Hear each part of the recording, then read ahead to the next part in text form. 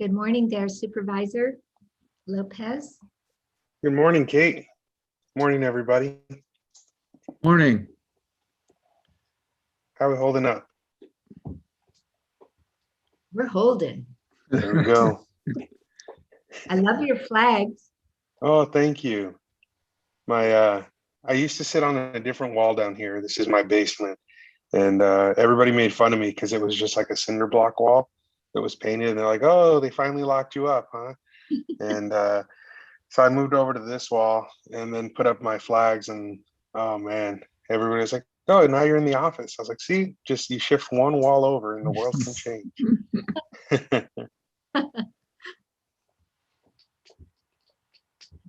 Are we just waiting on Mal?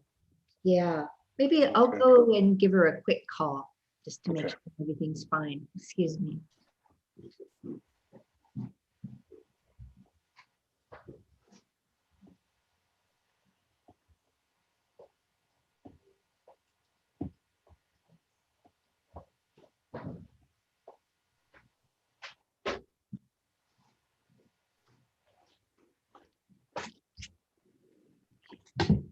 Call is being made.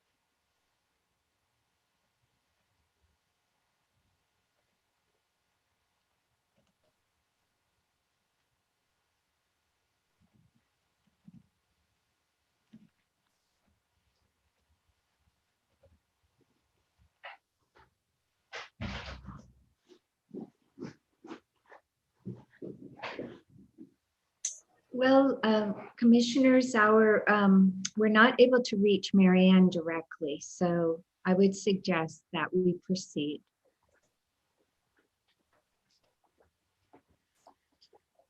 I'm good with that. I think, yeah. All right, I'm ready, Supervisor, on your cue. Okay, I'm all set. Let me.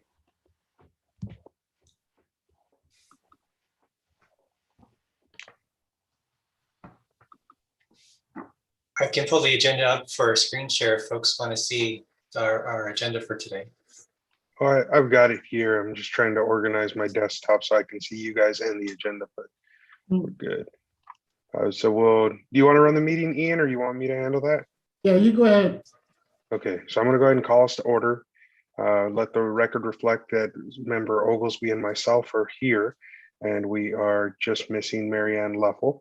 And with that, we'll open up our public comment portion on the agenda, which is an opportunity for the public to share comments regarding items not on today's agenda. We ask that you use the raise hand function, *6 via landline to raise your hand. Not seeing any hands going up, we will go ahead and close the public comment period and head into our new business for the day, beginning with considering a draft of financial statements for the period ending March 31st, 2021. And I'll turn that over to staff. All right, thank you. Yes, in your packet, agenda item number 1 is a set of draft financial statements for the period that ended on March 31st. I provided some highlights in my staff report that accompanied those statements. Overall, we find that the revenue and expenditures are as what we would expect at the end of the third quarter. And Mike, do you have any, would you like to provide any highlights from your perspective, please. Sure. A couple things to highlight. As been mentioned, we're looking at numbers at March 31. So a few weeks ago, reflecting the end of the third quarter. So 9 months through the fiscal year. I'm on page 2 of the financial statements.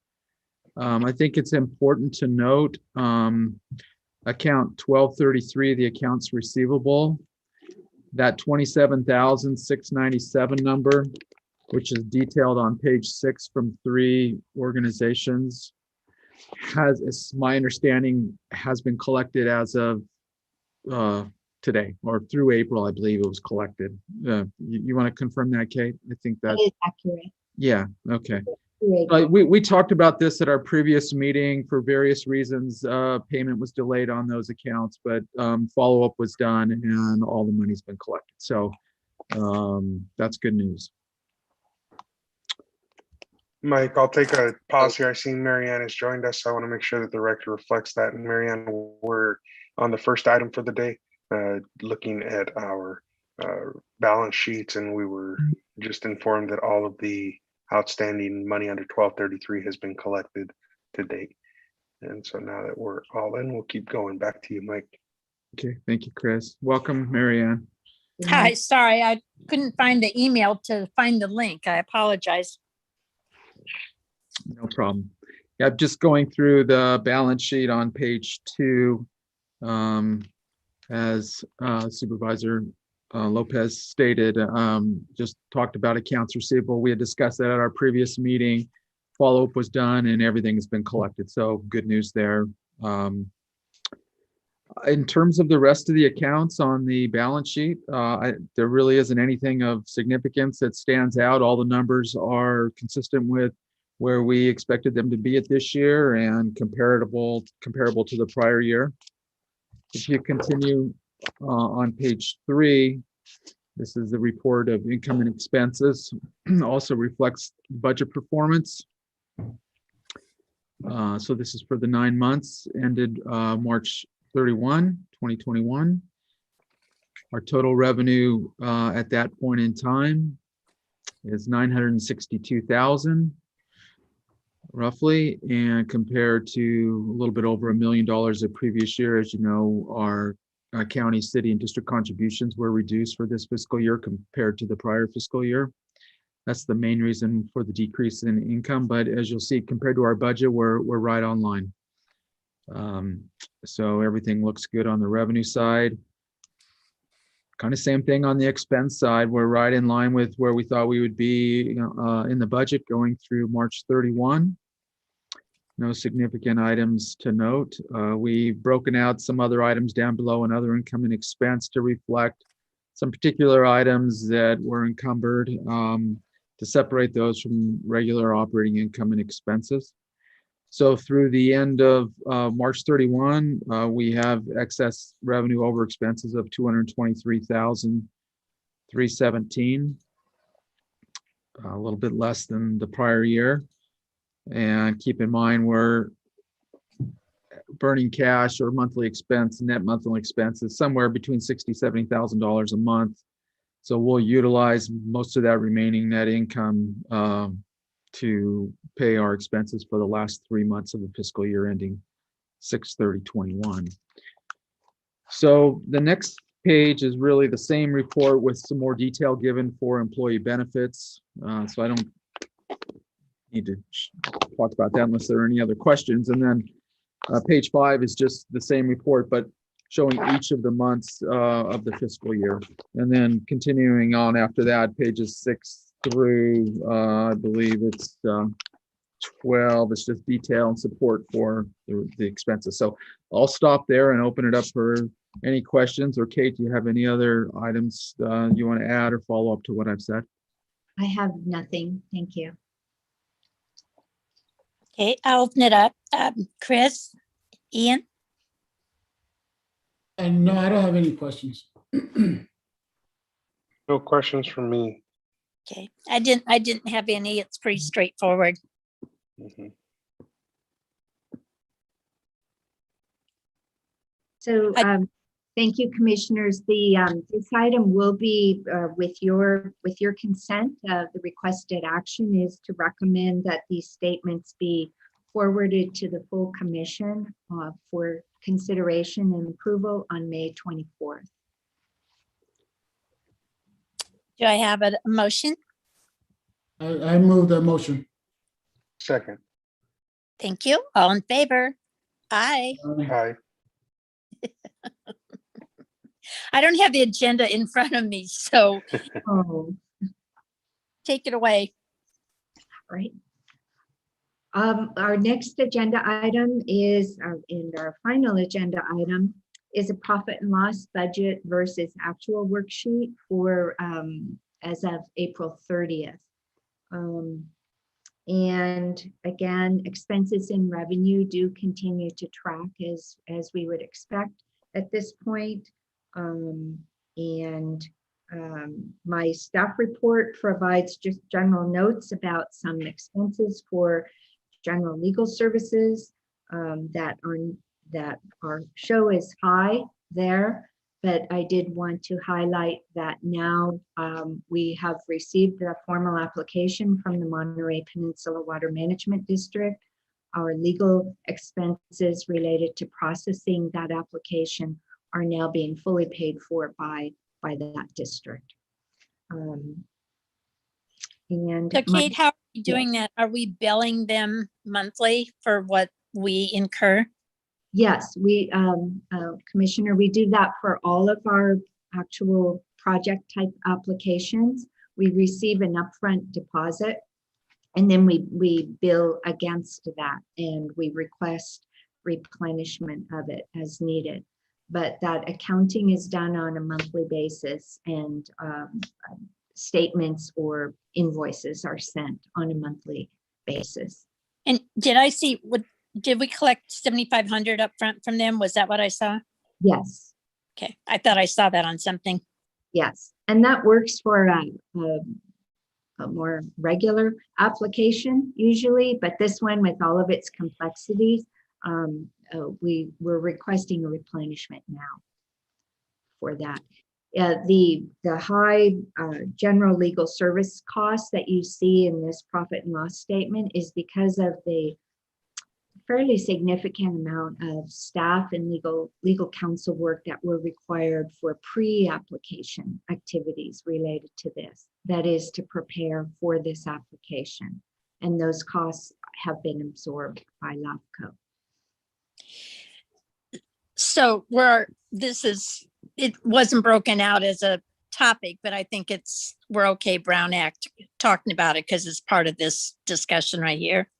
Would it be prudent for us to ask them for something in excess of $20,000 or $25,000 so you don't have to keep going back to them and using our money first and then getting reimbursement? I expect that our next billing to them, we will be asking for about $20,000. We'll still provide a monthly accounting to them. Oh, sure. But yes, no one wants to go back every month and ask for new funds. So that will be our practice going forward. Now that we're understanding, how much legal time is being required to assist us with processing this application. So they're paying for our outside counsel, they're paying for Kelly's time, and they're paying staff time. That is correct. Okay. Yes.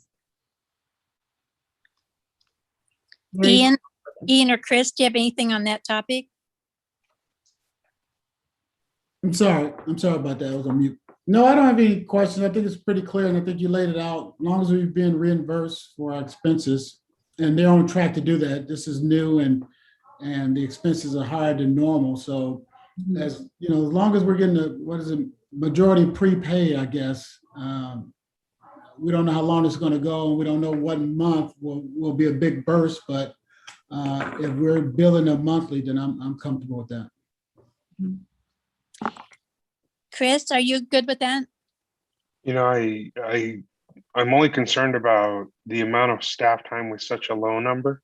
right in terms of the 7,500. So I think right sizing it as we go along and making sure that we're getting the right amount up front is critical, because it shouldn't be a 3-4 times or 2 times a month calling over. It should be, in my mind, almost a quarterly estimate based on where we're headed with this project, and being realistic about that and setting the correct expectations so that we minimize our staff time in chasing dollars, I guess, is my concern. Yes, thank you. And along that line, in reading the Monterey County Weekly and seeing some of the comments that are already being made on Gonzales and Soledad, do we need to take action as a finance committee to say that we want to increase our upfront fees on these larger projects? No, I have discretion. What we think is a reasonable estimate, I can, I will ask for that. The Soledad application is on file, and we did receive a deposit actually a year ago. And by and large, there has not been a lot of activity on that since we sent an incompleteness letter about a year ago. Although we are having a couple of meetings about it this month. The Gonzales application is not yet received, but I'll make sure that we get a sizable deposit, and we will have a cooperation in moving forward. Just in a couple of things that I'm involved with. One, I know the developer has put up 50,000. I know I've seen another one where they had to put up 125,000. Mhm. But I just think with the rising costs of Mhm. staff and of attorney's fees, and with all of the other things that come into this, we'd probably be better off just to say a minimum of 25 or 30,000 up front, Kate, and just make sure you've got it. Mhm. That is an efficiency to do that. So Yeah, because you're particularly with the reduced staff, I think it's just going to be if you can get rid of some of this backroom stuff, it probably will make it a lot easier on you. mhm. All right. Yes, thank you all for your advice on that. Also, it maybe will make them stop giving little pieces of paper one at a time and think about what they're doing if they're having to pay every time they interrupt what you're doing.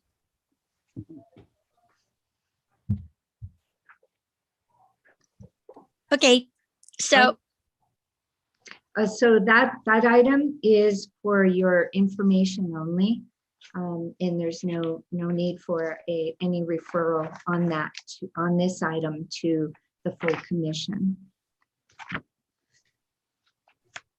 Through the chair, thank you. through the chair. Mary Ann? Yes, I think you made a good point about you and Chris made a good point about the last item, just keeping ahead of the cost curve. And I think that's just something we need to look at over the next few months about how many times we do have to bill out. Mhm. And if we're billing out, more times than what we believe, then the initial number needs to be raised, just going forward. Yes, I got that, and we will do that. We'll still provide a monthly accounting to each of these agencies so they can see how the funds are being drawn down. But I think it's in everyone's interest not to have to ask for replenishment every 2 months.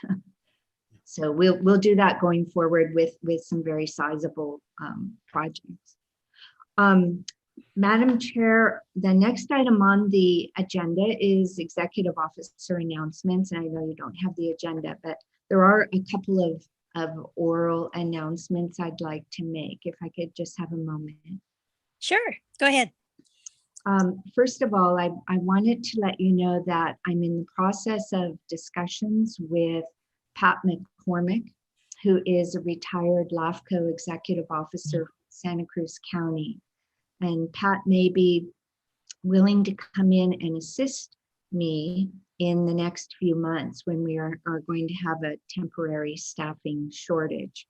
And Pat's responsibility specifically would be to help me with some of the 3 or 4 major projects that we have. And we've talked about them here this morning with respect to the water management district, cities of Soledad, city of Gonzales, potentially some matters relating to the city of Salinas.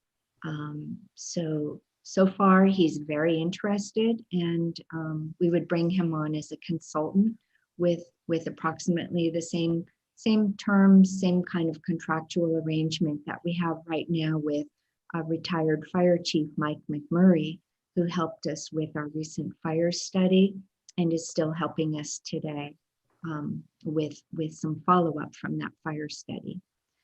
So I just wanted to let you know, I consider that to be very good news. It'll be a great support to us, and Pat has nearly 30 years of LAFCO experience in California. So he would be a tremendous help to us. The second item is I would like to follow up for a moment on something that you brought up in closed session with me last week. You mentioned something about our financial processes, our internal controls, external controls, and I wanted to understand that a little bit more so that I could address what those questions or concerns may be. So I'll go first. I think it's important just that whoever is in the office, Kate, whoever you get to replace Gail, that they have some ability, I guess, to do some type of in-house accounting so that we don't have such a reliance on Mr. Briley and his crew. They do a heck of a job, and we're all appreciative of that. But I think it just is easier if you've got somebody in-house that can at least do some of the day-to-day bookkeeping and some of the work, so that if you've got a question, you don't have to pick up the phone and call out of the office, but have that information at your fingertips in the office. Mm-hmm. Okay, I understand that. Thank you. As I mentioned last week, that had been part of the clerk to the commission's direct responsibilities. And over the last year and a half, in looking at all of the functions of that position, I have moved some of that to Mike's firm.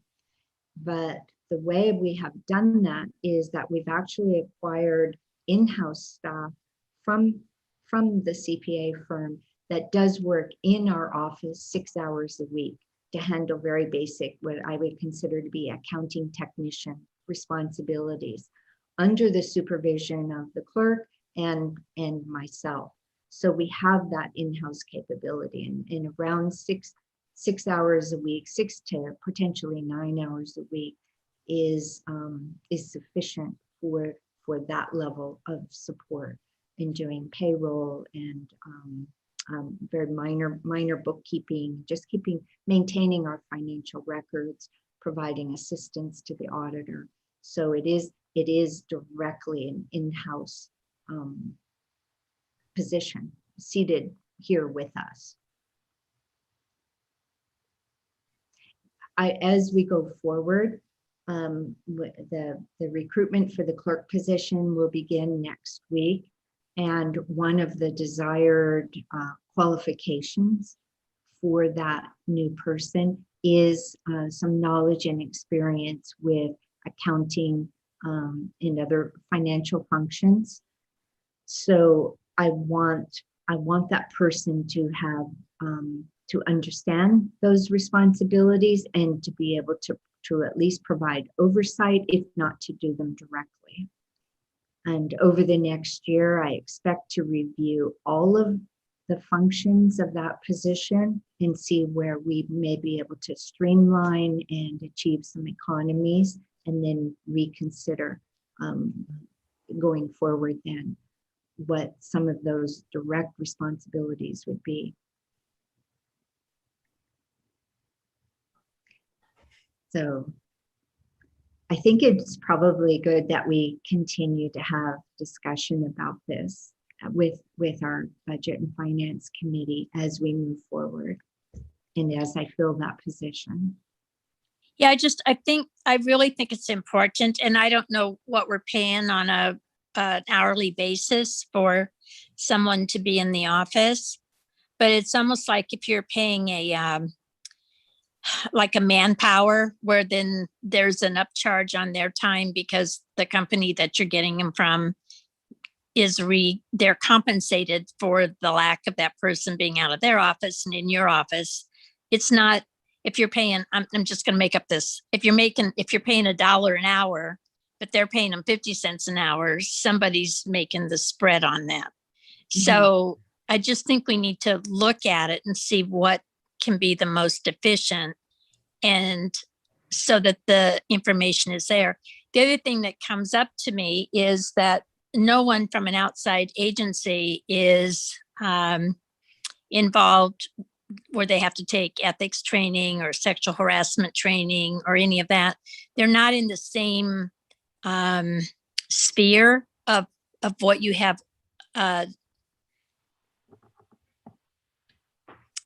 control over, because they're an outside person. So, and they are, they obviously are in where they hear things that are going on with applications that are in and that sort of thing. I'm just trying to be really sensitive to what goes on in the LAFCO office and how it could be efficient and how we can help you, particularly in light of the fact that you've got such a personnel upheaval right now, to just try to look at it and make it so that it runs smoothly. Well, I appreciate that. I always appreciate all of your assistance and advice, and we're definitely in a transition mode right now, and a review of the clerk functions will get underway once I hire the person, and part of that would be a review of the accounting and kind of bookkeeping functions. Well, I think go ahead, Mel. no, go ahead, Chris. I was just going to say, I think the intent from the board was just to look for some of that expertise in-house in the form of the hiring. So keeping that in the back of your mind when you bring the person on, that's a strength that we're looking for, I think is critically important. And so I think that was kind of the nexus of the request. Okay, all right, I appreciate that. Yeah, I'm sorry, just through the chair, that's what I was gonna say exactly, Chris, is I believe that was the direction from the board to look into this and try to fix it along the lines of what Mary Ann presented here, as she presented a week ago. So we just need to be clear about where this information is coming from. All right, thank you.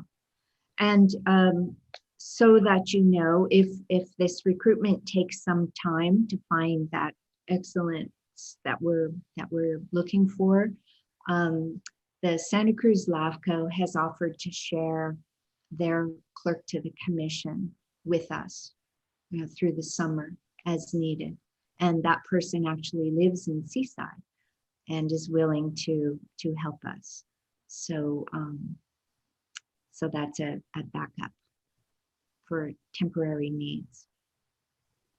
Also makes me feel good to have getting plans in place. Have you had any applicants yet? No, not yet, but we're just opening up the recruitment either tomorrow or probably by Friday. We have had some interest, though, informal interest from potential applicants here in Monterey County that now work for public agencies. So only informal interest to this point. Well, hopefully the perfect person is out there. Yes. That's right. Yeah. and available and not 4 months from now. Yeah. Because that's more disruption if you have to fit somebody in temporarily and go through that. And then you lose the Gail to the person, because then it's like the telephone tree where Gail tells somebody, but then somebody else, then they have to tell somebody else. So it would just be so much smoother if you can get somebody in there while she's still working. Yeah, absolutely. We've also been providing a lot of training to the accounting technician that is here in-house 6 hours a week to also help us with some of the basic overall clerical functions. All right, everybody. I apologize, but I've got an 11:30.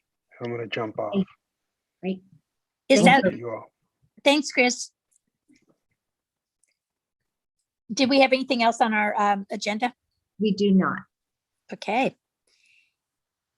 Mr. Mayor, are you good with a goodbye? Yes, yes. I got 11:32. So, all right, wonderful meeting. Thank you, Mary Ann. Thank you, Kate and Michael and Jonathan. All right.